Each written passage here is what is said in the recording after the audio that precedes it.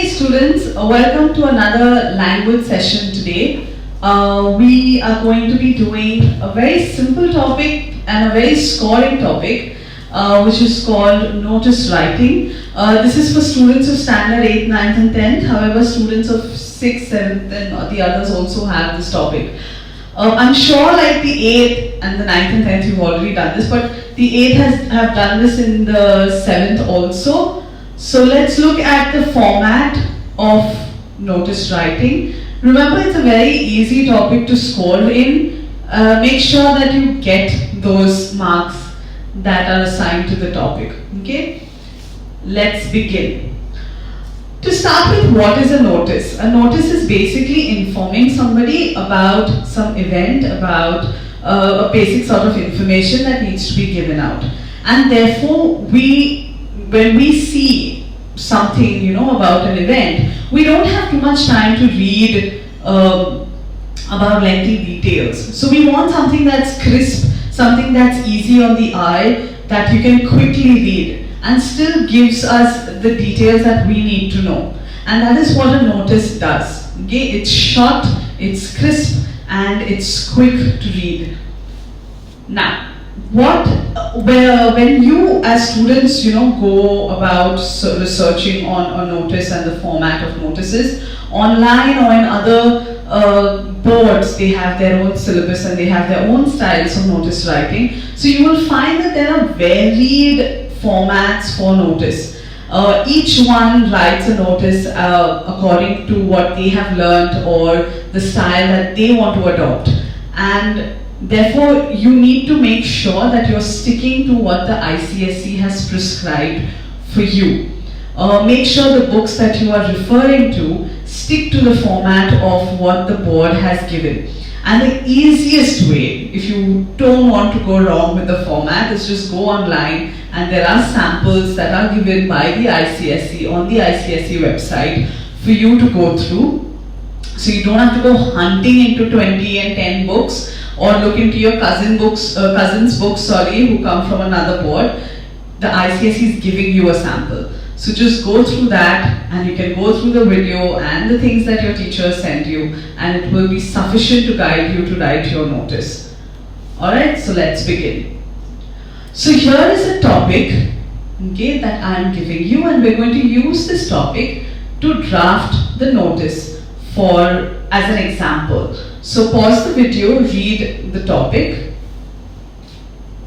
If you have done that, let's look at what are the key ideas that this topic covers. First of all, it's already given that you are a head boy or head girl. Remember, this is not covered or not given in every topic.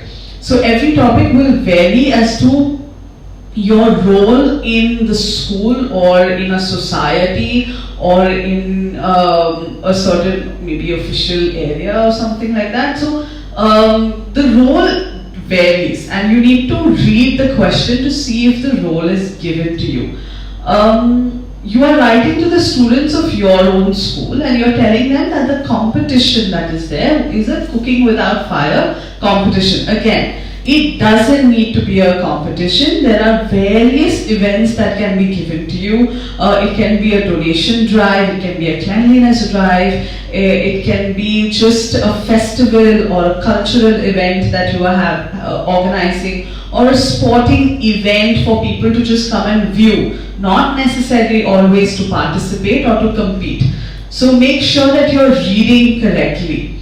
Okay, it is never they don't stick to just giving you a competition. There will be different topics that can be given to you, and it is being held for the students of your school. So you are very clear when you go through the topic what the key ideas you need to cover in your notice. Alright? Now, a lot of students, they think that the notice is easy, so they just skim through the topics and they miss out on these key ideas, and then you tend to goof up. So if you get a chance when you are practicing, make sure you are noting these things down. So let's begin. The first thing that I wrote is the creative title, and this is the one that I've given. Okay, the second line is usually the event. Now the event, if you notice, was already in the question. So cooking without fire competition. It's so simple, that means I just need to pick it out from the question itself. Okay, they will give it to you in your question. You don't need to go breaking your head and create something new. The third line is your date. Now this is one style of writing the date. The other style is where you can have the month first, so July 1st, 2020, or you can even, these are the only two ways, sorry. Please don't write your date in numbers. That means, first 1/ or dash 07 2020. Please write it in word form. Okay. The fourth line will be the time. Now you can either say from so and so time to so and so time, or you can, if you don't know, certain events, we don't know how long they will take. So we can say from so and so time onwards. So we're not really giving an end time to the particular event. In the kitchen class. Now if you look at this line, it has two parts to it. The first part is a smaller location, a smaller venue of sorts, and the second part is in a bigger area, okay, a bigger location. So it is one inside the other, okay. So for example, you can say it is in the skating rink at Manavika, so on the school ground. And if it's in your colony, or if you're having it at Ravindra Bhavan or something, so Ravindra Bhavan, Margao, or Fatorda Stadium, Margao, or I don't know which else place, Kala Niketan, Kala Academy, Panjim. So it's a small venue and then a bigger location that is given next. All pupils, now this is very important, where you need to note that you need to mention all pupils and not students. Okay, so all pupils from standard, basically who is supposed to register. You can have one standard, you can have houses, you can have a whole section. That choice kind of is yours to make. Okay, who are interested, please register your names. Now you need to mention to whom you're going to register. Who is the person? Suppose it's like a go-to person. This person will take down the name or will take down your details. And you need to say before or on. I know a lot of us have been using by, but stick to using before or on 16 June 2020. Again, for the date, it needs to be approximately 15 to 20 days before the event. So when you are writing your notice, make sure you're just planning this part out very carefully. So this date, that means the date of submission of names, needs to be at least 15 to 20 days before the actual event taking place. Alright?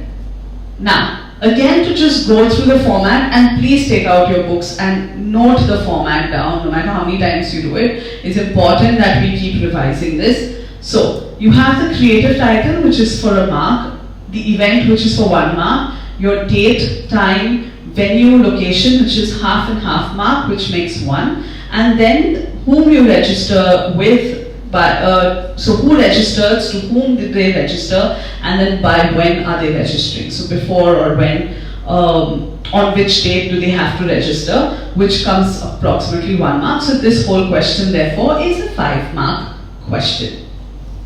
Okay, now there are several things that people lose their marks on. Firstly, we had this whole session on punctuation and capitalization, and this is where in language paper we automatically start cutting half mark and whatever remaining is left if your punctuation and capitalizations are not proper, because again, language paper, so you need to be clear.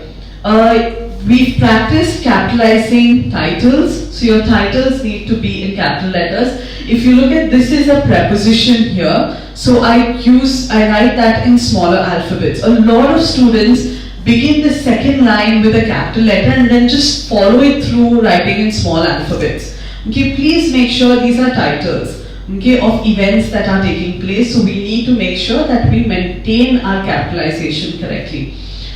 Students also tend to make errors in, the names of months go in small alphabets. When it comes to the first part of your location, that means the smaller location, we need to write it in capital letters because we are pointing out to a specific location. So when I say auditorium or school ground, I'm going to be mentioning which school. So it's not just a common noun, it's not just any school ground, but it's the ground at Manavika school, or it is the class or the auditorium that is there located at Manavika school. So it's very specific, and that's why we make sure that it is in capital letters. Manavikas, I don't know why after Manavika students write school in small. Manavika school, because school follows the proper noun Manavikas, and we need to write it in capital letters. Beginning of a sentence, all, so you've seen over there I've ended with a full stop, all pupils from standard capital, because I'm referring to specific standards. Who are interested, please register your names in groups of 4 to Sirs. S capital is the name of a teacher, and again the month in capital. So please make sure all these, when you are checking, when you finish writing, you have to go back, reread your notice, and make sure you've written these in capital letters. The next thing where students lose marks is your punctuation marks. Okay, so a lot of students forget this comma. Your AM and PM, in case you're writing PM, there has to be dots before it. So A, because these are abbreviations, right? So when we abbreviate a particular word, we are going to use full stops or dots, okay, in between, okay, to separate them. Here a lot of students forget the comma. After the smaller venue, you need to put a comma before you continue mentioning the bigger venue. And then the full stop, because we've completed one bit of information, one chunk of information, which if you had to write in a sentence form, this is like one sentence. Okay, so we've ended that, and we're beginning with a new set of information. Now, this new set of information is one sentence. So we're not going to break this into a couple of sentences, we're just going to keep it. That means in your whole notice, if you actually see, there are only two full stops. Two major sentences, two major bits of information that you're giving. Okay, so all pupils from standard, again this is abbreviated, it's shortened. Okay, so we are going to use a full stop and again the comma for the date, and you end with a full stop. Please punctuate your notices correctly. If you have half mark here, you're going to lose it because you forgot to put the comma. If you have half mark here, you're going to lose it because you've not punctuated it correctly. Okay, so even though it's very simple and you're going to do everything as per what is being told to you, but because you've forgotten to do these, small things, you're going to end up losing your marks. Okay, now, very important that you need to have prepositions, okay, and articles used correctly. These prepositions help us to flow from one bit of information to the other. So for example, quick bites, cooking without fire, competition. It should be held on.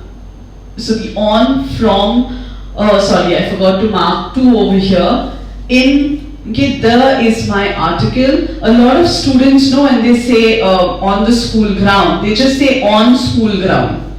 Okay, and they forget to write the. Now that automatically shows you that the structure of that sentence or the structure of that particular bit of information is incorrect. So make sure you're using your prepositions and your articles correctly, even if the information is that small.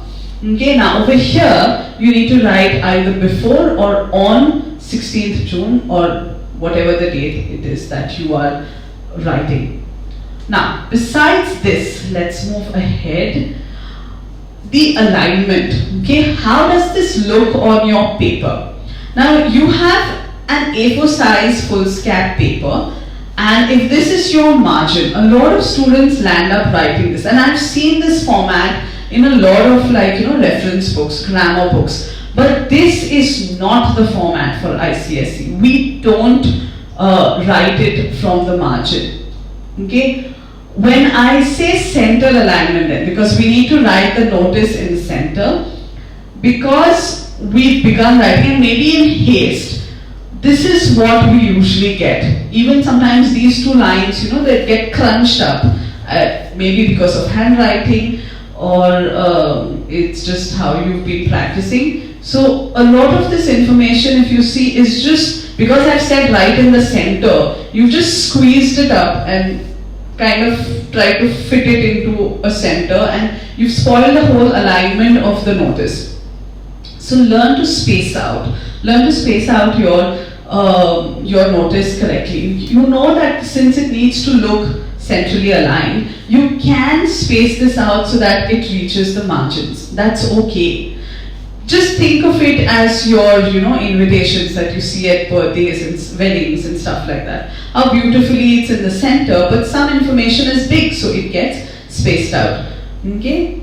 So this is also incorrect. Please do not do this in the exam. This is how we want it to look. So in case if this was your margin and this is the end of your page, it's fine if you go this bit of information. Okay? If you take it towards the margin and the end of your page, it's okay. But remember, you're still sticking to the center alignment when you're doing the rest of the information. Yeah. Now, it's your turn to practice this.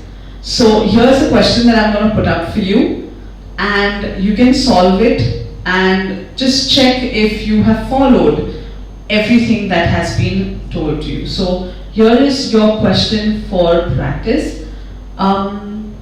Take down the question in your notebooks itself, in your language notebooks, and you can start solving this. In case you want your teachers to check, you can always ask them to. Alright, so I'm sure you have taken down the question. Pause the video if you haven't, write it down in your notebooks and practice this. It's very simple to score. It's a really easy topic, but you need to make sure that you have all your bases covered. You have done everything that is required of you. Okay, from the tiny full stop to your capitalization and all the bits of information. Yeah, so thank you so much for watching the video on notice writing. If you have doubts, you can ask your teachers. But I will be back again with another video on another topic. Until then, just stay safe.